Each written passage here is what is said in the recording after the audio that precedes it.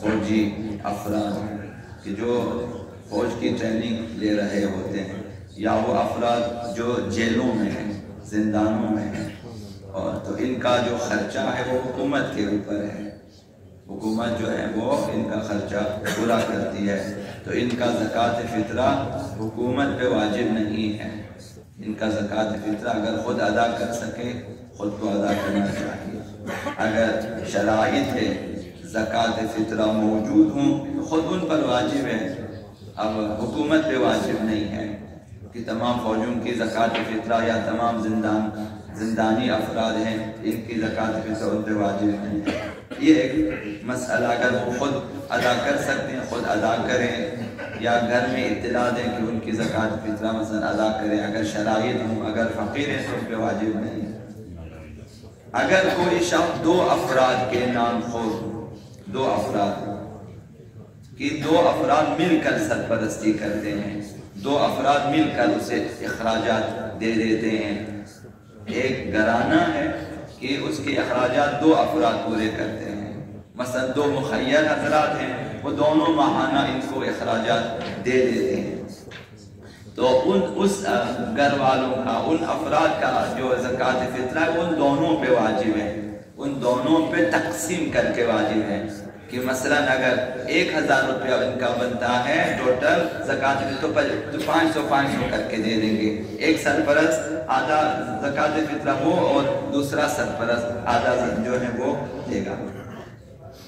تو اگر ان دونوں میں سے مثلا ایک مخیر جو ہے وہ سرپرست مثلا وہ خود فقیر ہے، اگرچہ وہ خرچہ دے دیتا ہے دوسروں کا، مثلا ایک شخص کا یا دو یا ایک گھرانے کا، لیکن خود بھی مستحق ہے، تو اس کا جو آدھا حصہ وہ ثابت ہو جائے گا۔ دوسرا جو مخیر شخص ہے جس میں زکوٰۃ فطرہ کی شرائط موجود ہے، جو ان کی سرپرستی کرتا ہے، وہ اپنا آدھے حصے کا اس پر واجب ہے کہ وہ ادا کرے گا، مثلا وہی 500 روپے، مثلا ابھی جو ہے کسی کے مثلا 3-4 افراد ہیں، مثلا جو ہے 3-4 ہزار روپے بنتے ہیں تو آدھا حصہ اس کے اوپر آ جاتا ہے، مثلا 2000 روپے دینا ہے۔ دوسرا جو سرپرست وہ فقیر ہے تو وہ نہیں دے گا، اس کا حصہ معاف ہے اور یہ ادا کرے گا۔ اگر دونوں سرپرست فقیر ہیں تو دونوں پر سے ثابت ہیں زکوٰۃ فطرہ۔ وہ جو افراد جن کا خرچہ جو یہ دونوں ادا کرے وہ تو خیر ان کے نام خور ہے، ان پہ واجب نہیں ہے، ان دونوں پر بھی واجب نہیں ہے۔ اگر وہ افراد جو ہیں خود جو ہیں ان کے وہ دے سکے، وہی افراد جو خرچہ لے رہے دوسروں سے، دو افراد سے، تو واجب ہے کہ خود اپنا فطرہ ادا کرے، ورنہ پھر ان پر واجب نہیں ہے۔ یہ دو افراد ہیں۔ فقیر پر زکوٰۃ فطرہ واجب نہیں ہے، صرف مستحب ہے۔ فقیر سے مراد وہ جس کا سالانہ خرچہ پورا نہیں ہوتا، آمدنی کم ہے، بچے زیادہ ہیں، اخراجات زیادہ ہیں اور آمدنی کم ہے،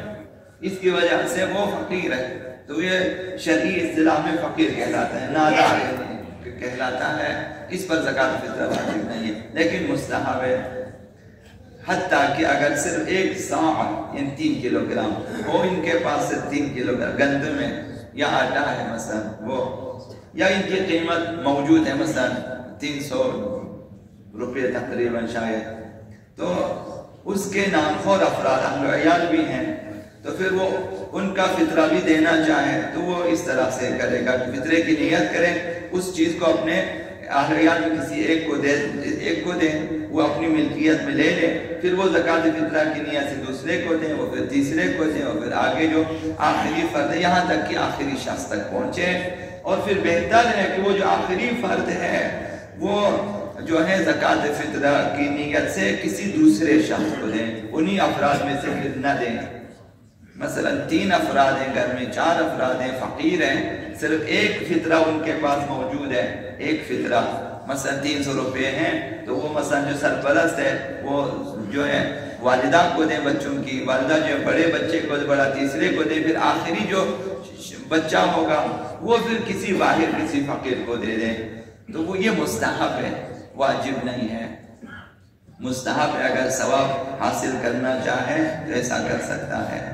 اگر ان میں سے کوئی بچہ ہو یا دیوانہ ہو یا نابالغ بچہ ہو تو اس کا ولی اس کی طرف سے زکوٰۃ فطرہ کو لے سکتا ہے، ان کی طرف بچہ تملیک نہیں کر سکتا ہے، یعنی اپنی ملکیت کا قصد نہیں کر سکتا ہے بچہ، تو سرپرست لے گا کہ یہ بچے کا سرپرست فطرہ لے لیا، پھر اس کی طرف سے کسی اور کو دینا چاہے وہ سرپرست دے سکتا ہے۔ زکوٰۃ فطرہ ادا کرنے سے بہت سارے فوائد ہیں، ان میں سے ایک انسان کی کنجوسی کا علاج ہے۔ بہت سارے انسان بخیل ہوتے ہیں، کنجوس ہوتے ہیں، کنجوسی کا ایک علاج یہ ہے کہ زکوٰۃ دیا کریں، صدقہ دیا کریں۔ بچوں کو بھی سکھانا مستحب ہے کہ بچے کے ہاتھ میں چند روپے دے دیں اور بتا دیں کہ اس شخص کو جا کر دے دیں، یا اس فقیر کو جا کر دے دیں، یا اس گھر میں جا کر دے دیں، جو ہے 1-2 کلو مثلا فروٹ خرید کے دے دیں بچوں کا کہ اس کے گھر میں جا کر دے دیں، دروازہ کھٹکھٹائے گا کہ یہ ہماری طرف سے، بچہ سیکھ جائے گا، یہ مستحب ہے۔ تو لہٰذا کنجوسی کے علاج کے لیے بھی زکوٰۃ دینا جو ہے، یہ ابھی احادیث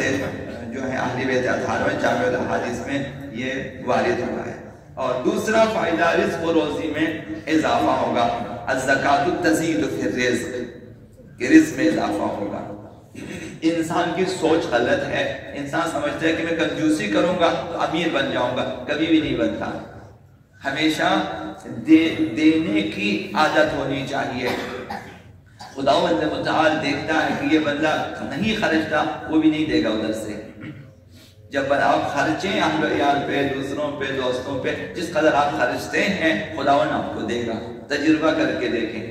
کہ بند کر دیں۔ دیکھیں ایک سرپرست کو اگر پیسہ ملتا ہے وہ بچوں کا حق ہے، وہ گھر کے افراد کا حق ہوتا ہے، اس کا نہیں ہوتا۔ وہ سمجھتا ہے کہ سب کچھ میرا، میں کیوں دوں؟ مثلا بیوی پہ اوپر نہیں خرچیں گے، بچوں پہ نہیں، خدا بھی نہیں دے گا اس میں۔ وہی پیسہ رکھے گا جیب میں، آپ زپ لگا کے بیٹھیں، بس رکھیں ہمیشہ کے لیے۔ آپ ہمیشہ کنجوس ہی رہیں گے، بخیل ہی رہیں گے۔ تو رزق میں اضافہ چاہتے ہیں، الزکوٰۃ تزید فی الرزق، زکوٰۃ رزق میں اضافہ کر دیتی ہے۔ زکوٰۃ دیا کریں، جس قدر فقیروں کو، ناداروں کو، مسلمان ہمسایوں کو جس قدر آپ مستحقین کو دیں گے، خداوند آپ کو زیادہ سے زیادہ دے گا۔ یہ تو تیسری چیز، اموال کا بیمہ ہو جاتا ہے، یہ عرض کیا، انشورنس ہو جاتا ہے مالوں کا، مالوں کی حفاظت ہوتی ہے۔ حصنوا اموالکم بالزکاۃ، حدیث مبارکہ میں یہ آیا کہ اپنے مالوں کی حفاظت کریں، زکوٰۃ دے کر مالوں کی حفاظت کریں۔ اگر زکوٰۃ واجبی نہ، مستحب زکوٰۃ دیں، صدقات بھی دے دیں تاکہ آپ کے اموال کی حفاظت ہو سکے۔ تو یہ ضروری ہے کہ صبح جب آپ دکان کے لیے جائیں کچھ صدقات نکال کے جائیں، کسی مستحب تک چند جو ہے چیزیں پہنچا کے جائیں مثلا، یا جمع کریں، ایک دن مثلا جمع کر کے کسی کو دیں، اسی نیت ہے کہ یہ روزانہ کا میرے صدقہ ہے۔ بہت سارے افراد روزانہ آقا امام زمان علیہ السلام کے نام پہ صدقات دے دیتے ہیں، تو یہ اور بھی بہتر ہے۔ آقا امام زمان علیہ السلام کے نام پہ ان کی سلامتی کے لیے، ان کی خوشنودی کے لیے، یا بعض لوگ حتی اپنی طرف سے نہیں دیتے، آقا امام زمان کی نیابت میں دے دیتے ہیں کہ یہ آقا امام زمان کی طرف سے، ان کی طرف سے صدقہ ہے دوسروں کے لیے، یعنی خود نائب بن جاتے ہیں، اپنا پیسہ آقا امام زمان کے حوالے ان کے نام سے اور ان کی نیابت میں دے دیتے ہیں، اس کا ثواب اور بھی زیادہ ہے۔ صدقہ دیا تو اموال کی حفاظت ہوتی ہے۔ صدقہ نہیں دیتے، ایک دن آپ دیکھیں گے کہ آپ کا بہت سارا مال ایک جگہ ضائع ہو جاتا ہے، دھوکہ ہو جاتا ہے، تجارت میں دھوکہ ہو جاتا ہے، مال ضائع ہو جاتا ہے، چوری ڈکیتی اس طرح سے۔ ان سے بچنے کے لیے بھی زکوٰۃ ان میں ایک مؤثر ہے، اور خداوند متعال کا محبوب بن جاتا ہے۔ محبوب اس لیے کہ آپ نے خداوند متعال کی اطاعت کی ہے، اطاعت خدا رضائے پروردگار کے آپ نے دیا، صدقات مستحبیہ، زکوٰۃ واجبہ، جو بھی آپ نے دیا خداوند متعال کی رضایت ہے، تو پھر انسان خدا کا محبوب بن جاتا ہے۔ اور پانچویں چیز ایک وسیلہ تقرب خدا ہے، رضایت خدا کا باعث ہے زکوٰۃ دینا اور زکوٰۃ فطرہ ادا کرنا، خمس و زکوٰۃ وغیرہ سب وسیلہ تقرب خداوند متعال ہے۔ خداوند بندہ خدا کے نزدیک سے نزدیک تر ہو جاتا ہے، مشکلیں حل ہونے کا سبب ہے۔ آپ نے کسی کی مشکل حل کیا ہے زکوٰۃ دے کر، اپنی زکوٰۃ سے، اپنی صدقات سے، خمس و زکوٰۃ سے آپ نے دیا، کسی غریب کی مشکل خداوند تعالیٰ رکھا ہی غریبوں کے لیے ہے، خمس و زکوٰۃ دونوں، جب آپ نے نکالا ان کی جو ہے مدد ہو گئی، ان کی مشکل حل ہو گئی، خداوند آپ کی مشکلوں کو حل فرمائے گا، یہ وعدہ الہی ہے۔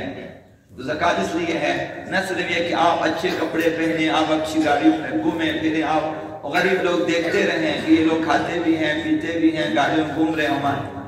ان کی مدد کرنا ہماری ذمہ داری ہے،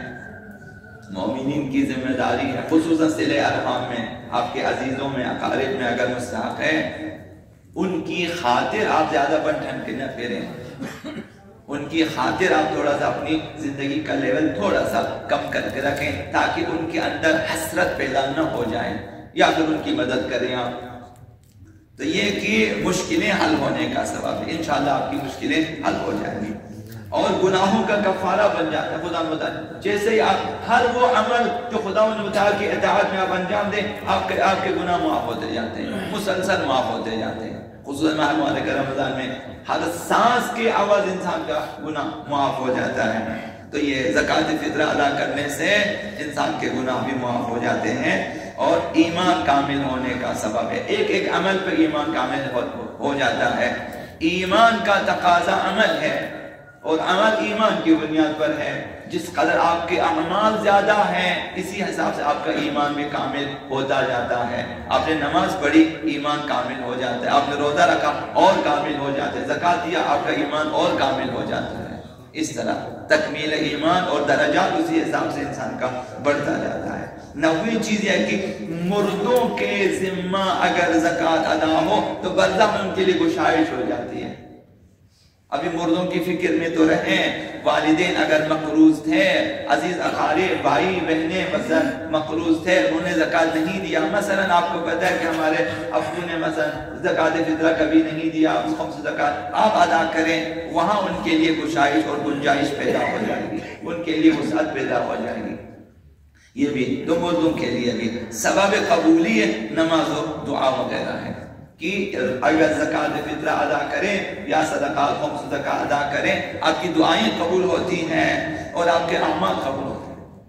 اقیم الصلاۃ وآتوا الزکاۃ، ساتھ ساتھ ائمہ اطہار نے حوالہ دیا، دیکھو خدا تعالی نے نماز کے ساتھ زکوٰۃ کا بھی ذکر کیا ہے، فرمایا کہ زکوٰۃ اگر نماز پڑھے زکوٰۃ نہ دیں گویا اس نے نماز نہیں پڑھی ہے، یہ حدیث اس نے آپ کی خدمت میں عرض کیا، جس نے نمازیں پڑھی لیکن زکوٰۃ نہ دیا، یعنی خمس زکوٰۃ وغیرہ زکوٰۃ فطرہ وغیرہ نہ دیا تو گویا اس نے نماز ہی نہیں پڑھی، خدا نماز قبول نہیں کرتا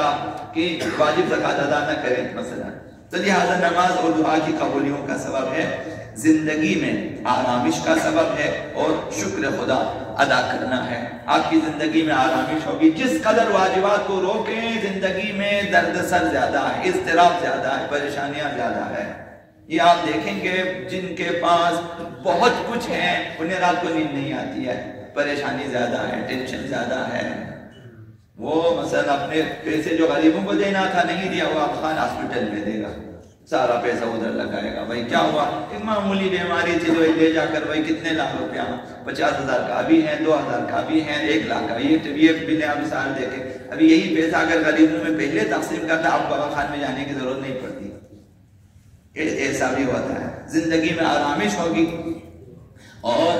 اگر آپ چاہتے ہیں شکر خدا بجا لائیں، ایک طریقہ یہی ہے کہ زکوٰۃ ادا کریں تاکہ غریبوں کو ان کا حق ملے، خدا متعال کا شکریہ آپ نے ادا کیا ہے، شکر الہی بجا لانے کا ایک طریقہ یہ بھی ہے۔